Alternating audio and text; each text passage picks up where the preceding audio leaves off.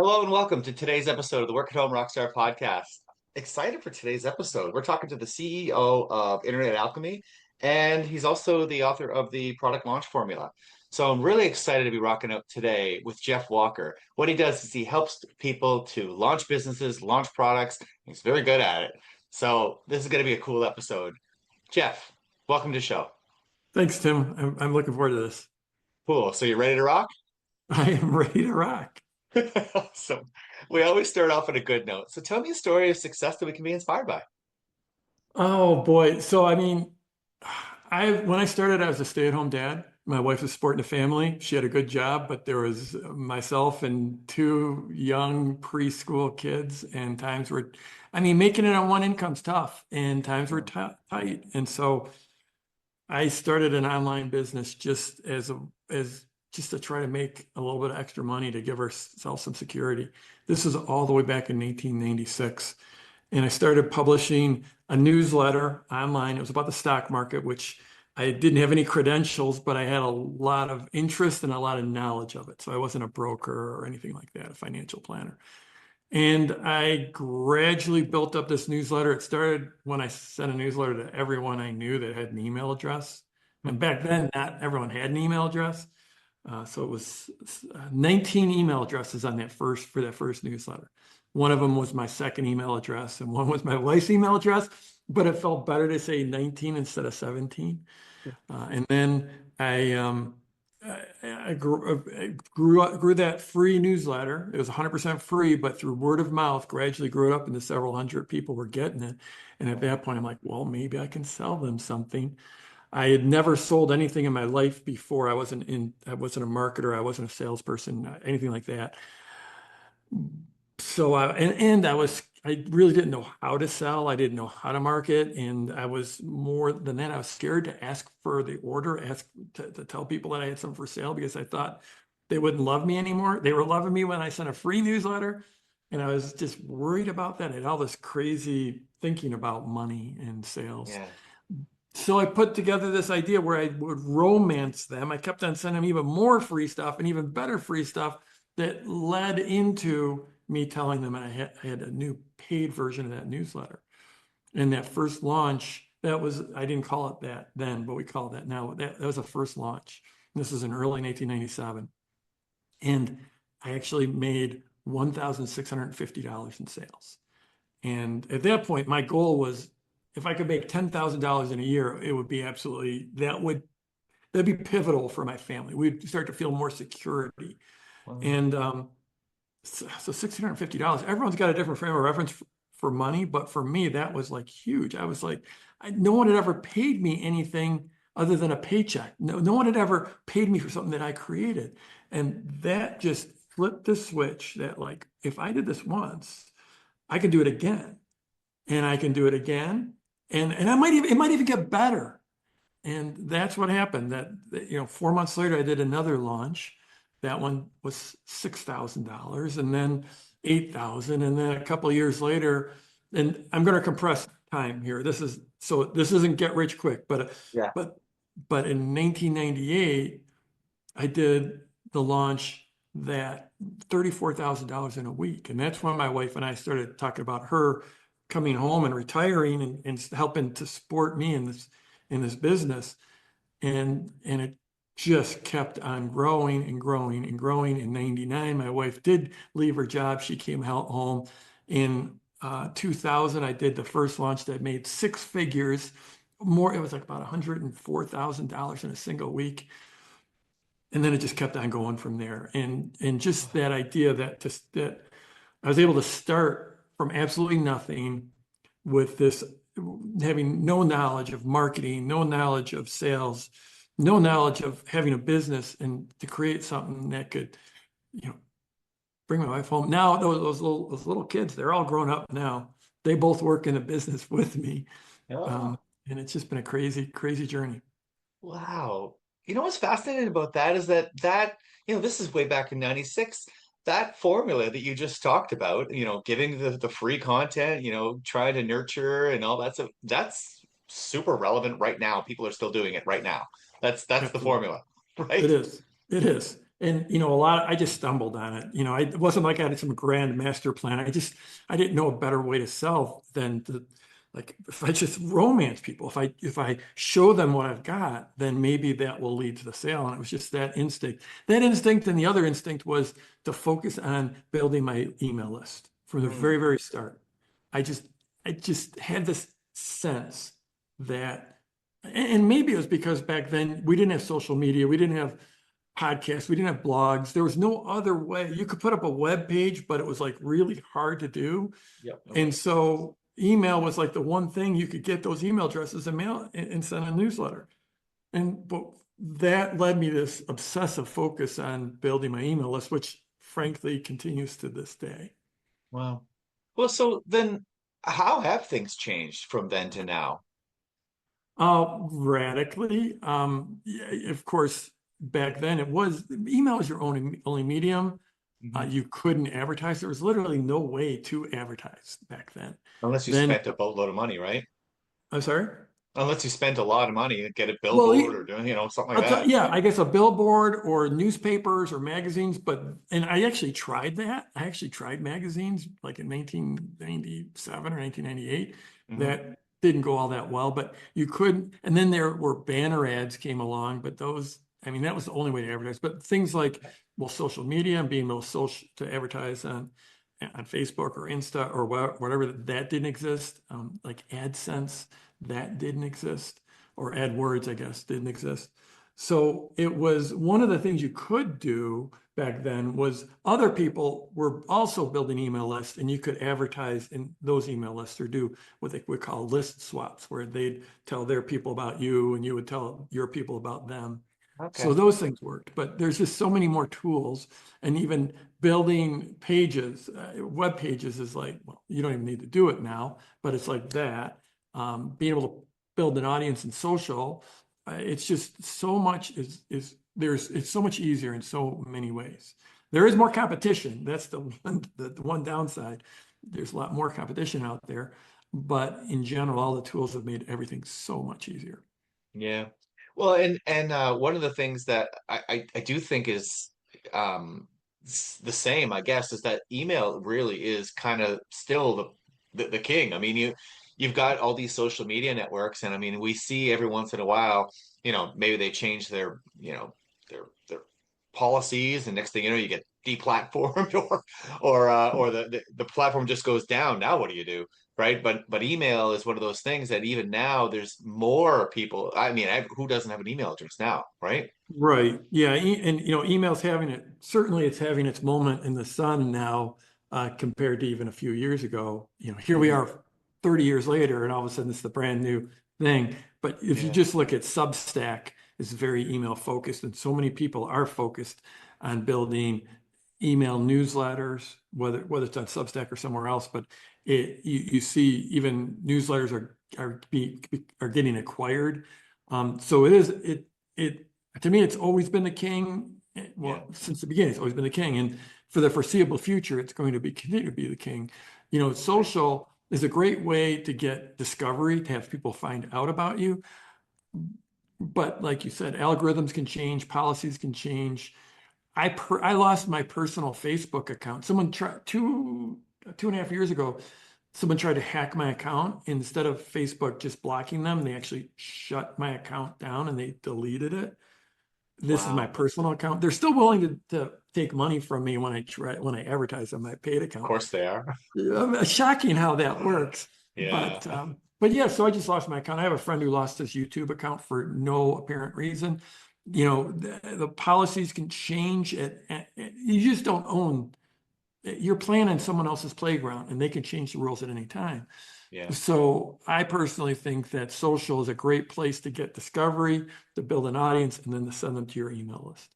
Yeah. Yeah. Because you've got to own that thing, right? In the end, I mean, if you don't own it, then I had my music page taken down. I lost it for 2 years. I did end up getting it back, Yeah. but it's just I still don't know why. They And didn't tell me they don't why. tell you, yeah, they did that, like Facebook can run a company of their size with essentially no customer service department Yeah. Yeah. whatsoever. It just blows me away. It blows me away too. But you know what? I mean, you've got a system with email. Maybe it's easier that way. So, At least now, it's not that difficult to explain to people why you need to have something other than just your social media. You know. right. Yeah, I think, Tim, I think like 5 years ago, I've been pounding the podium about email for 30 years now. And I think like 5 years ago, people were like, why would you do email? Does people still build email lists? Yes, they email still is the king. Yep. It absolutely is the king. Yeah, you're right. There was a period, I think you're right, about 5 years ago where it was like, why do we even need email? Like it just seemed like everybody was kind of going like, Right, but then right, all of a sudden all these deplatforms start happening and policies start happening and other platforms start popping up and now all of a sudden your market's not everywhere. I mean, right, people can market on Facebook, some people use LinkedIn, some people use TikTok. Like there's no unified network anymore where you could just correct. reach everybody, but email is unified, right? Yep. Email is, Yeah. and I think, the other one that I think podcasts, you own your podcast, right? Mm. And it's distributed across multiple platforms. So to me, just in terms of the safety, and I know we're talking to a lot of people that might be earlier in their business journey and they're just like, I just want to get started. I don't care about, I'm not worried about safety right Yeah. now, but the years will go by and you'll build something and it's great to have something that can't be taken away. And I think email is the number one and probably number two is podcast. Yeah. So now, I mean, on this journey, I mean, we heard, pretty good success story, but I'm not sure. Was it all sunshine and roses, or was there some Well, bad notes along the way? yeah, so the bad note, which turned out to be the most amazing note ever. So that first business was all about the stock market. Like I said, I was just telling people, teaching about the stock market. And it was a great business. And I had a partner in that business who helped me with the content.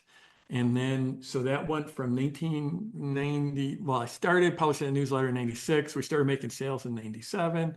That went until early 2005. And one Friday afternoon, it's a beautiful Friday afternoon in March, and my partner called me up and he told me he had started a competing website and he was moving all our customers over to that website. Wow. So he essentially stole the business from me. And this was my baby. I'd spent 8 years building this. And all he would do each day was he'd write a few hundred words about the stock market and send them over to me. They were sort of gibberish, and I would take them and translate them and turn them into something readable. And I was doing so I was doing a big chunk of the content, and I was doing all the marketing, every aspect of business outside of him creating those 300 words each day. And so I built this up. My wife was helping in the business, and overnight it was gone. And I've never been through a divorce before, but I think this is a lot like what a divorce feels like. Mm. And our family's income was gone overnight. And face was starting over. And at that point, you know, we had built this business where we're making hundreds of thousands of dollars a year. It was more than I could have ever dreamed of. When I first started the business, I sat down and wrote the biggest goals I could imagine. And one of them was to make $100,000 in a year. It was the absolute biggest I could think of. And here it was 8 years later, but making hundreds of thousands of dollars a year. I had loyal fans, felt like we were really helping people, and it was just gone overnight. Um, so it was time to start over. And my thinking had evolved quite a bit in those 8 years. I'd learned a lot. I'd learned a lot about running a business, about growing a business, about marketing. I'd become very, very good at marketing. I'd become very, very good at launching new products and services. And I'd made some connections in sort of the online marketing industry. And so I started over, and I did this first initial offer for something that I called a product launch workshop. And I had 6 people sign up for that product launch workshop. I taught them everything I'd learned about launching and the launches, and those 6 people had a bunch of success. So that about 6 months, so that I took what I learned from teaching them, because I knew how to do this stuff, but I didn't necessarily know how to teach it. And I took what I learned from teaching them, those initial 6 people, and I turned it into a course. And in October of 2005, I came out with the product launch formula. which was back then it was actually a course we sent on books and CDs and DVDs. And in that first week, we did $600,000 in sales. Whoa. Yeah. And and then since then, it's just I've grown that brand, and now it became an online course in '08. I shifted from CDs and DVDs to online. So in '08, it became an online course. One of the very first online courses, high level online courses. It's the oldest, longest running online course about online business in existence. It still exists to this day. We just released a brand new, fresh version of it. That product, we've done crazy, crazy things since then. I've had 23 consecutive $1 million launches. I've had many $1 million days. I've had two different times I've made $1 million in an hour. And that brand's done about $100 million in sales since then. And all that's bragging about me, but the reality is my students and my clients are in every market, in every niche you can imagine, in every country, in literally every continent, including Antarctica, in selling in more languages than I can count, more niches than I can count. And they've done many, many, many times more dollars in sales than I've done. So if you take that 100 million and multiply it many times, that's what they've done collectively. Wow.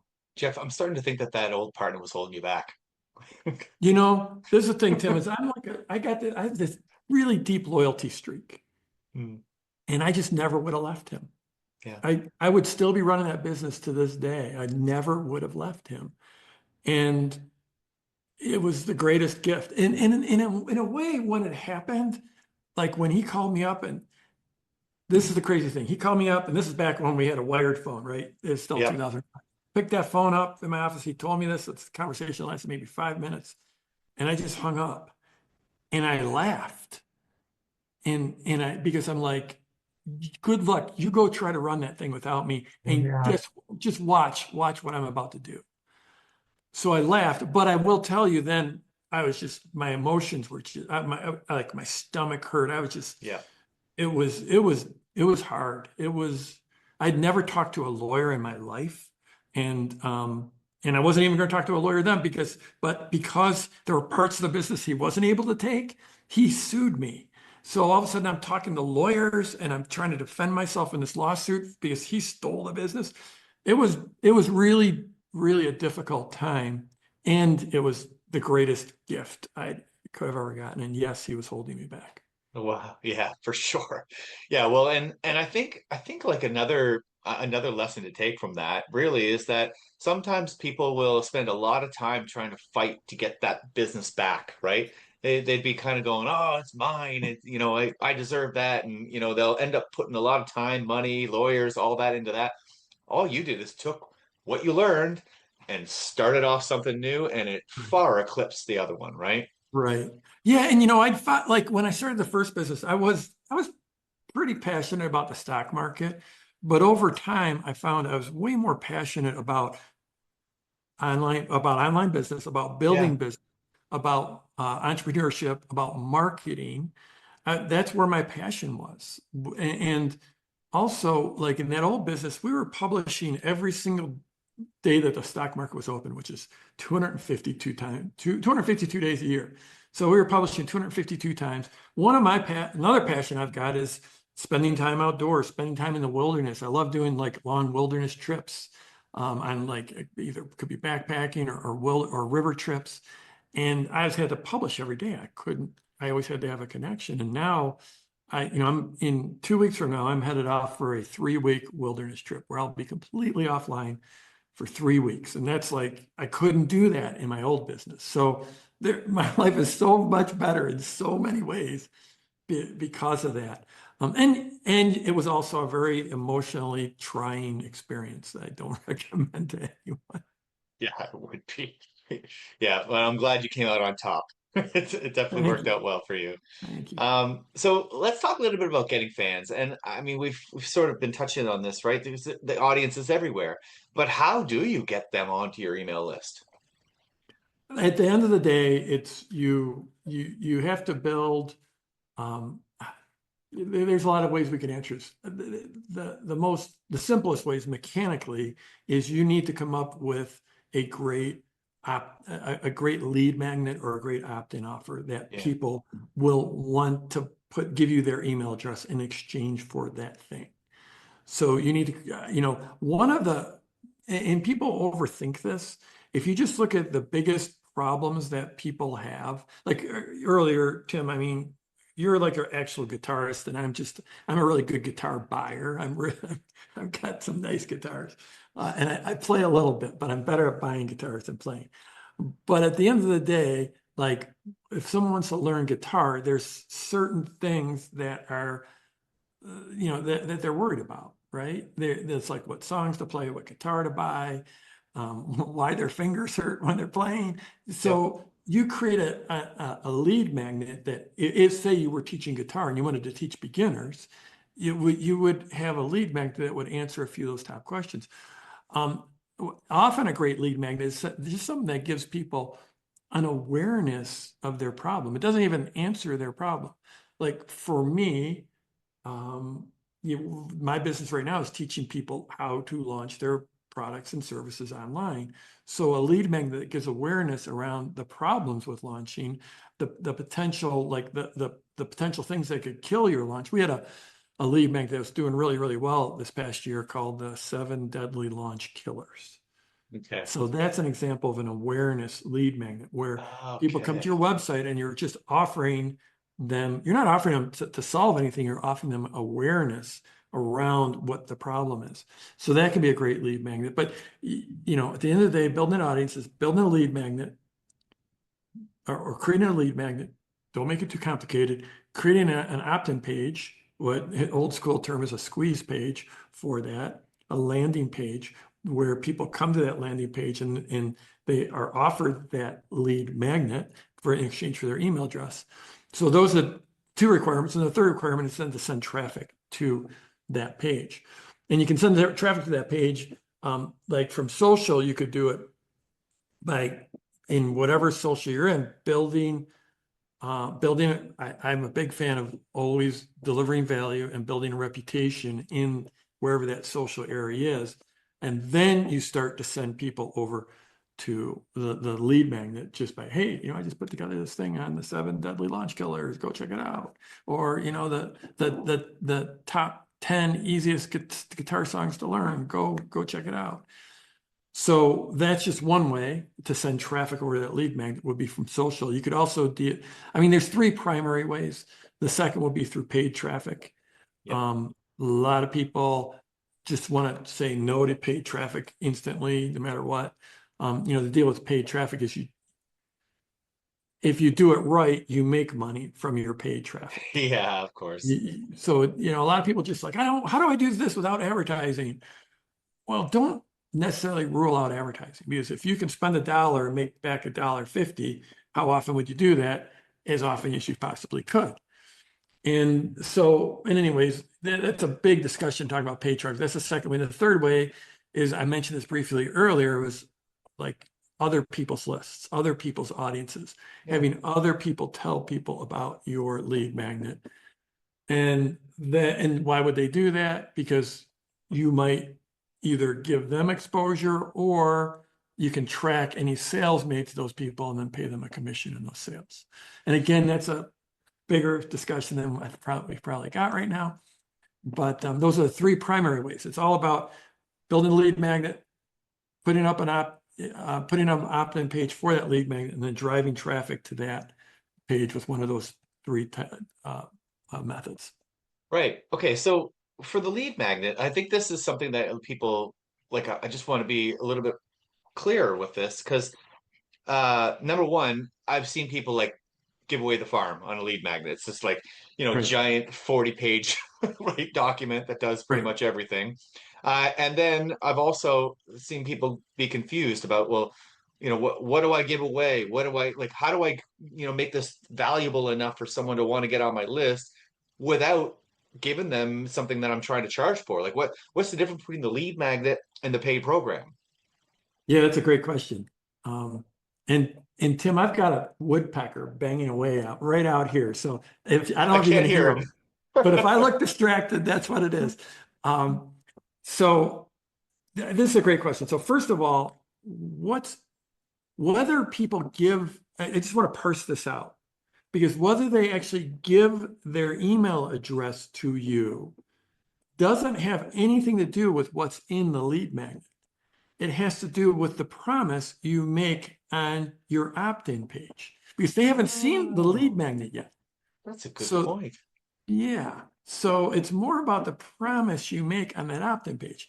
Now, I want to be super, super clear here. You want to be very congruent, like you don't want to Yeah. overpromise on that opt-in page and underdeliver because you started off your relationship on the wrong foot.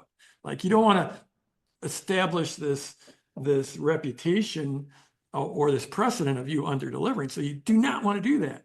But what the actual form factor of that lead magnet is has nothing to do with whether they give you their email address. So Wow. yeah, just have to parse those out. The first thing you have to do is you have to use some type of combination of reputation and copy to drive the click to the opt-in page. And you have to obsess about that a little bit.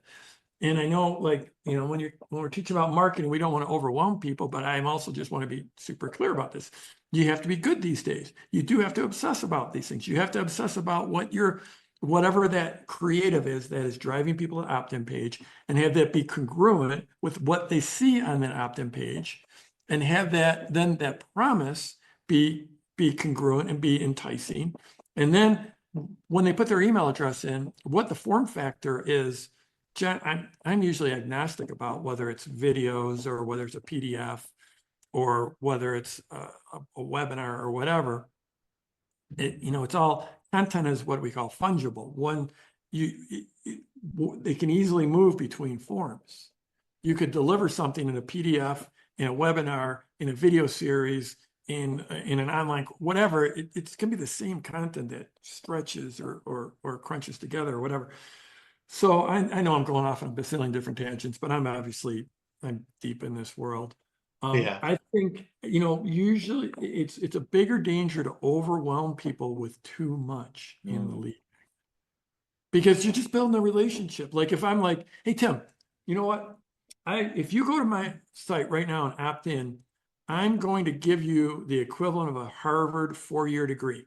It's all there. It's about 160 hours of video. It's awesome. It's the highest level you could possibly imagine. And you're like, whoa, whoa, whoa. Yeah. We just met. There's just no way I'm going to invest 160 hours with you. Right? Yeah. Yeah. Right. It's just Yeah. the way. So it's all about, I'm all about sequences. Here's the secret behind product launch formula is, well, there's a few secrets, but the biggest one is it's always about the sequence. We can't become best friends overnight. We can't get married overnight. No. You have to lead people into your world. And so one of the ways I think about it, like say your product, especially 80% of the people that come into my world have a teaching or training kind of a product. Yeah. And and the others are like either artists or authors or they have physical widgets. But most 80% of my folks are training courses, memberships, things like that. And if your course or your membership is going to take someone from 1 to 100, just give them this amazing, you come into my world, I'm going to teach you how to launch, that we go all in, right? If that's going to take people from 1 to 100, I want my lead magnet to take people from 0 to 1. And you're like, well, 0 to 1, that doesn't sound like much value. Jeff, you're always talking about delivering value ahead of the sale and value before the reveal and desire before availability. You're all about this value, value, value. What 0 to 1? What's that? Well, 0 to 1 is freaking huge. It's giving someone the vision that their life can be better, that they can have this change, that they can learn this second language, that they can lose that 20 pounds, that they can find the love of their lives, that they can have a meditation practice, that they can get an extra 10 miles an hour on their first serve in tennis. It's It's huge, giving them that awareness of the opportunity that even though they've tried to play a song on the guitar for the last 3 years, they can play some chords, but they can't actually play a song and sing it at the same time. And actually give them the awareness that you have a process that can take them to it, and showing them what that process is. That's the 0 to 1. Wow. And that's really big. I think it's a big service to the world that you're Yeah. showing people that their lives can be better, that you can take away some of their pain, or you can deliver more pleasure. It's huge. So that's sort of the frame for me. It's not like you're giving away the farm. You're not giving away everything. And you wouldn't want to get, if you gave away the farm, it wouldn't do them any good, because they're not ready to become farmers at that point. Does that make sense? Yeah. Oh, absolutely. Like you're definitely speaking truth because I mean, I can see that even in practice with music for sure. I mean, you got to go one step at a time. If you're looking at a course from Slash, and you're just a beginner, it's overwhelming. You're gonna quit right Yeah. off the bat. But I can even think of myself, going on websites and seeing this opt-in, this lead thing, and it comes in and it's huge, and I'm just like, don't even bother. But the ones that I do read are the ones that are really quite short, and it's just like you get something out of it, and you're like, oh yeah, okay, cool. And then Right. I feel like that's like a baby step. And then the next one that comes in, you're like, okay, well, I got something from the last one. Maybe I'll just read this one real quick. People don't have a ton of time, and so Absolutely. something quick that just kind of gets them thinking about it. Oh yeah, I got something out of this, and go about your day. Right? I think Yeah. that makes sense to me. Yeah. Absolutely. And even more now than in 96. Right, but I mean it's probably very similar. I mean we didn't have attention spans back then either. Right. Yeah, exactly. It's like this idea where when you give them something great, really big, you're creating an obligation for them, Yeah. even if it's just a psychic obligation. And this works for like what you're selling as well. Like if you're selling, like say you have a course. Yep. And Tim, would you rather have a course? And okay, let's say this course is for advanced guitar players, and Yep. it is to play, to play how to play Slash's 10 greatest solos. Yep. And would you rather have that delivered in a course with 4 modules or 40 modules? I Both mean, sound crazy to me when it comes to Slash, but four definitely I sounds better. mean, you'd rather Yeah. get the results faster. Yeah. Yeah. Right? I mean, it's better to get the results faster. So Yeah. just creating more and more and more and more, it just it just it defeats, it creates an obligation. It's almost like saying you get this course, it's got 4 modules and it's got 12 coaching calls. Yeah. And it's like, okay, well, now I just got to go find a place on my calendar for those 12 coaching calls. Yeah. And even saying 12 coaching calls does not deliver, that doesn't sound like a value to me. Now, if you gave each one of those calls a specific name, like, here, here's the Sweet Child solo, Yep. mastering Sweet Child solo in 60 minutes. Boom. That's one of those calls, and you gave each call a different name that had a result built into the name. Well, now that sounds like value versus 12 coaching calls is an obligation. Wow. Okay, so Jeff, I mean, you've done some really awesome things. It's very clear that you know what you're doing. The question I have for you though is, like, how did you get here? Like, did you have coaches? Like, who taught you all this? Right? Yeah, it's an interesting question. So I am a huge fan of coaching. I am a huge fan of coaching. There were not any coaches back in 1996. And so what I did is I went and studied what they call old school direct marketing. So this is back in the day when people would run ads in magazines or newspapers, or they would send direct mail. So snail mail, Yep. like an 8-page sales letter for whatever it is. One of the most famous ones, advertisements ever was, they laughed when I sat down at the piano. Have you heard this, Tim? This is, No, oh this yeah. sounds So that was great the though. headline. They laughed when I sat down at the piano, but then I began to play. And it was Oh, about yes. a course for learning piano. Yeah. And that was like one of the most successful advertisements ever. So then people would, write in from from that newspaper advertisement and either buy the course or request some additional information. They get the additional information. The additional information was then really a sales letter. Yep. And so this was literally 100 years ago they were doing this, Wow. 60, 80, 100 years ago. And people, there were masters back then, masters of copywriting, masters of direct marketing. So this is one of those insights another one of those insights that I don't know how I came to it, but it made all the differences. Since I didn't have anyone to learn from, I went back and I studied that from 40, 50, 60 years ago. And there are books that were written literally, I think scientific advertising is right around 100 years old now. That was one of the first books I ever read. And all that stuff ended up, I realized that would all apply to the online world.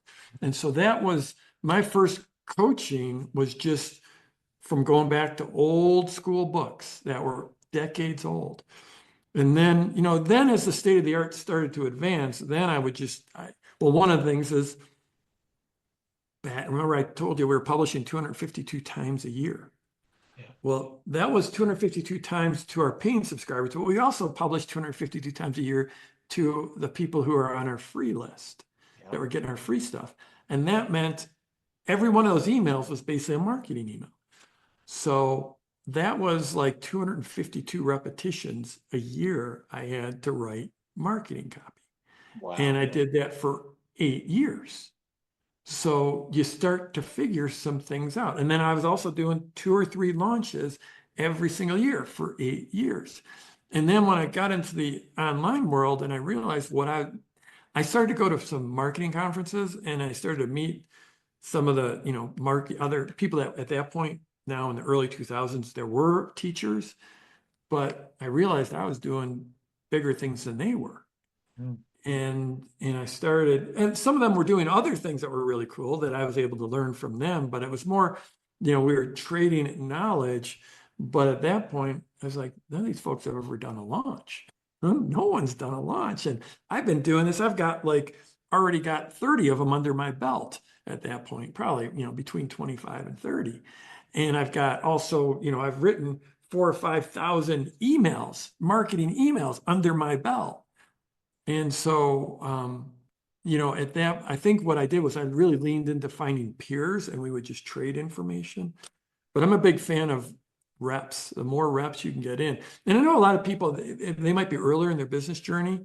And one of the things I just want to underline is like, the most important thing is getting started, Yeah. because your first business is probably not your forever business. Yeah. Tim, I thought my first business was my forever business, and I had it for 8 years and things were going great. And then it was gone. And now my business is literally 50 times bigger than that first business, not to mention my impact in the world and the joy I have in it. So your first business isn't your forever business. So don't be precious about waiting until you're perfect. Yeah. Don't be precious about, you have to have the perfect logo and the perfect website and the perfect video. Just get in motion. Start getting those reps in, because your first website, your first everything is going to be your worst. It's going to be horrible. Everyone's is. But you'll learn, and your second one will be so much better. So just start getting those reps in. And you just never know where you're going to go. I mean, I'm sitting here, I had a #1 New York Times best-selling book, right? It's like the idea when I started that I'd ever have a book, much less that it would be #1 New York Times best-selling, that it's like in like 16 languages. It's sold hundreds of thousands of copies. It's got 4.7 stars on Amazon. The thought that I would ever write a book when I started, the thought that I'd ever be on video, I have millions and millions of views on my videos. No, I couldn't have foresaw any of this, but I got into action. I got into motion. I sent that first newsletter to 17 people. What a great story. Okay, it's time for your guest solo. I mean, how much more exciting can this get? Tell me what's going on in your business right now. Well, so first of all, I still am wildly passionate about the work I do.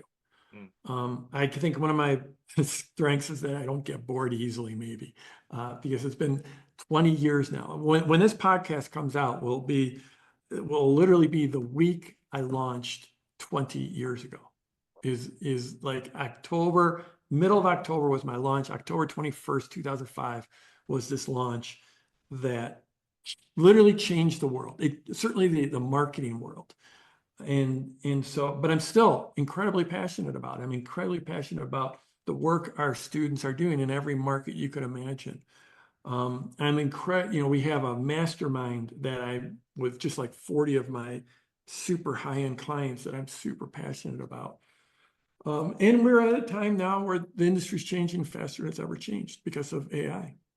yeah, None of us are 100% sure where it's going to go. nope. So I'm just really invested in shepherding my clients through what is going to be a great big change. And then, a crazy one is, my kids are in their 30s now, and they have very, very significant roles in the business. I'm not getting any younger, amazingly enough. I don't know how that happened. Seems like all the old people around me that I hang out with, they're like the same age as me. It's like, what's up with that? And so I think, making sure this business continues beyond me. My son, especially, has been stepping into a major front stage role. And setting them up to carry this work on is something that's super exciting. In fact, Tim, you should have my son on. You'd enjoy having I him would on. love to. I would love to. Yeah, That sounds awesome. yeah. So, how do we find out more? Productlaunchformula.com is the simplest way. We have all kinds of a crazy amount of free training there because, I practice, what I preach. And so, Awesome. the product launch formula at the end of the day, it's about delivering a great experience to people for free. To opt in, it's what we call value before reveal. So you're delivering great value before you even reveal that there's an offer. It's not like it's hiding in the closet and it's going to jump out like some monster. We're very clear that this is part of a process, and then we're going to make an offer to you, but first we're going to earn your attention and we're going to earn your trust. So there's a lot more to it, but that's one of the cores of product launch formula. So we do that. You'll get all kinds of value. We'll give you all kinds of training. But what I aspire to do is to give my free stuff have this be the second best training in the world on launches. And of course, my paid stuff's the best. So anyway, if you go to productlaunchformula.com, this podcast is going to live forever. So I don't know Yeah. what you'll find there, but I will guarantee that you will find a lot of value. If you opt in there, you will get a lot of value, and eventually we'll make an offer to you. So it's that simple, productlaunchformula.com. So, Jeff, this is often the hardest question of the day. So, who's your favorite rock star? You know, I am deeply into music. I am deeply into rock. I was an old hardcore punk fan. Really? Back in the original Sex Pistols, Clash, Yeah. Yeah. X Dead Kennedys, all of that. Also a huge Springsteen fan and a huge Rolling Stones fan. Nice. So my trilogy is is Keith Richards, Joe Strummer, and Bruce Springsteen, I love it. who they're all telly guys, and I don't even own a telly, so I gotta get a telly here, but yeah. Awesome. Well, this has been a ton of fun, Jeff. Thank you so much for rocking out today. This has been great. Thank you, Tim. This is a lot of fun. Awesome. To the listeners, make sure you go to workathomerockstar.com for more information. We'll see you next time with the Work at Home Rockstar podcast.